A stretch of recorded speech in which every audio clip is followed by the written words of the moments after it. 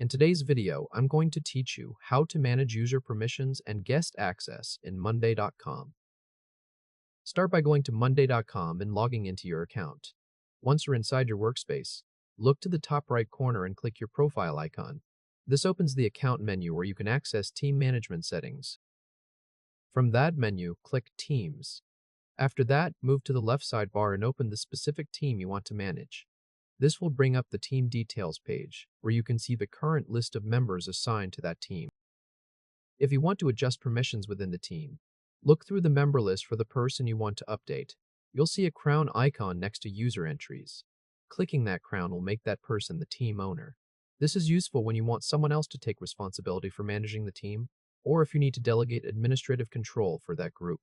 Before making someone an owner, it's a good idea to make sure they actually need that level of access, since ownership usually comes with more control over the team.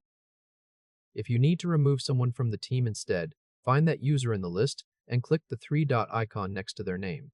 A small menu will appear. From there, click Remove from Team.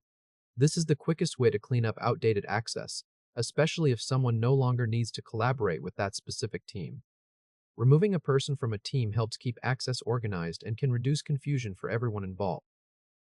If you want to add users to the team, click Add Users. Then select the users you want to include in that team. Once selected, they'll be added to the team so they can start collaborating based on the access already set up in your workspace. This is especially helpful when onboarding new team members or bringing people into a project group. That's really all it takes to manage team access in Monday.com, whether you're assigning ownership, removing members, or adding new users. If this helped, hit like and subscribe for more quick tutorials. As a quick tip, it's worth reviewing your team member list regularly to make sure only the right people have access.